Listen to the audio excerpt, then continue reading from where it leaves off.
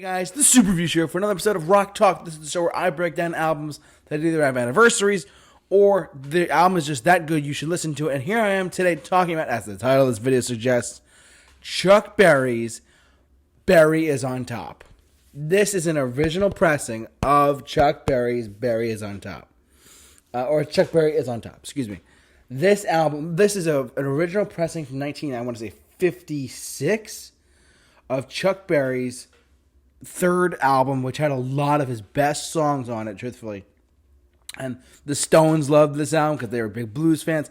And I wanted to just shed some light on how awesome this record is. I have an LP player. You're never going to see it because I'm shooting over on this side of whatever. But, like, this album is awesome. If you're a fan of older, like, rock and roll, like classic, not classic rock, but like the 70s and 80s and whatnot, but like the 60s and prior, Chuck Berry is a guy to get into. I mean, he sadly died in 17, 18, at the age of like 90 something, right? But he was a pioneer, and he was a blues pioneer. He was a rock and roll pioneer. The guy was legendary, and this was one of his best albums, truthfully. It is widely regarded as probably his best work, and widely regarded as one of the best rock and roll like albums of all time, you know? So, let's go to the track listing, shall we? Almost Grown, Carol, Maybelline, Why Can't You Be True, Sweet Little Rock and Roller, Anthony Boy, and Johnny B. Good. I'll get to that in a second. Side 2, Little Queenie, Jojo Gunn, Roll Over Beethoven, Around and Around, Hey Pedro, and Blues for Hawaiians. This, you want to know how long the average length of each song is? 2 minutes and 30 seconds. Each song. So you want to talk about TikTok stuff? This is good stuff to use for TikTok, just saying. The first song is 2 minutes and 21 seconds. 2 minutes and 21, 2:27, 2:39, 2:26, 2:30. Side 1, there's 6 songs, but it's 14 minutes and 44 seconds. It says it right here. Crazy. Side 2, Little Queenie, 2:36, 2:49, 2:30, 2:20, 2:18, 2:25. The runtime on the second side, 14 minutes and 58 seconds. This album is 30 minutes long. And, I mean, there are plenty of people gone on to make albums that are, like, incredible and that are long and epic and whatnot over the course of the 70s, 80s, whatever. But, like, this was a standard for most people. It has the hit single Johnny B. Good on it. Johnny B. Good, for those of you who have lived under a rock most of your life and no idea what I'm talking about, shame on you. Get to know Johnny B. Good immediately. If you've ever seen Back to the Future, you know what Johnny B. Good is. If you've ever seen other, like, if you've seen the movie Back to the Future, you know Johnny B. Good by heart.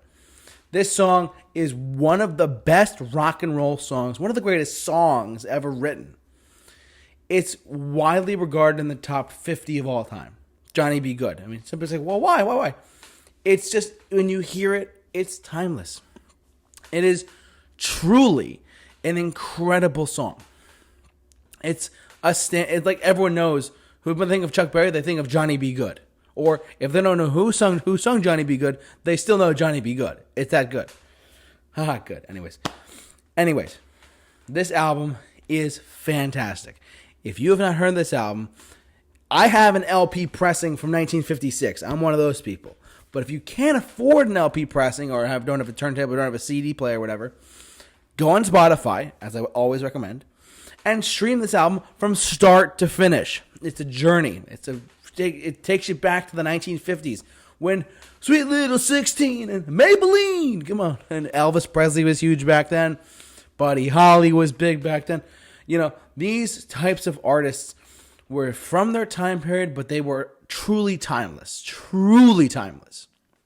So, Chuck Berry, what a guy, first and foremost. Like, he was an incredible, he studied the blues. He was one of the earliest blues players, but he was one of the people who made rock and roll a thing. Angus Young will go on record and say, I love Chuck Berry. I love him. He dances like Chuck on stage. Angus Young of AC/DC. Who would have thought, right? Well, because Angus Young studied the blues, studied Chuck Berry's work, and therefore AC/DC became AC/DC for what we know. So he's a huge influence on a ton of different bands. There's a video of him playing with Bruce Springsteen on YouTube somewhere. Check it out. It's great. Chuck Berry, one of a kind. His family runs an Instagram account of him, And they play like, oh, how they compared how Brian Wilson of the Beach Boys took, was it Sweet Little 16, which is not on this one, but like, and changed the lyrics, and the music is still the same, but they changed the lyrics instead of people checking out places where people dig rock and roll, they find places where people dig surfing. It's pretty. Go look that comparison up. It's really good. Overall, this is the quintessential Chuck album, in my opinion. I'm sure there's going to be pioneers of people who love the blues or love rock and roll to this degree, and be like, "Oh yeah, no, well, look, the Rolling Stones covered Carol, Around and Around, Little Queenie. Like they covered these songs on their own records, but then they wrote their own songs too. But these are some really solid rock and roll songs. I've listened to this album on my turntable. It's brilliant. I love it. You should get to know this album. And if you have not seen the scene from Back to the Future, get on it and watch Back to the Future as well. Because there's a scene in the movie. I'm going to spoil it for you. Bear with me, everyone. Where Michael J. Fox's character, Marty McFly, he's back in time, whatever, right?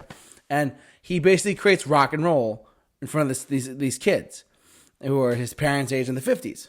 And then the iconic line that goes, Chuck, it's Marvin. Marvin Berry, your cousin? The new sound you're looking for? Well, listen to this. And sure enough, he plays Johnny B. Good. He rips apart, he shreds the solo, but whatever. But Johnny B. Good on this album right here. I'm going to show you the back. Incredible record, guys. Incredible. And the label was called Chess. That's a very famous Chicago blues label. Like the way that Def Jam is to hip hop, Chess was to blues and early rock and roll, like Chuck Berry, whatnot. I love this record. If you have not streamed it yet on Spotify, do yourself a favor. If you want to check this album out, check out Chuck Berry Is on Top. It's a classic rock and roll album, and I think you should listen to it no matter what. So, what do you guys think? If you heard this album, jump down in the comment section below, share your thoughts on this, and whatever you got to do, keep it locked on the Super Reviews for all your Rock Talk episodes. The J-Man is off to rock, and we'll see you guys later.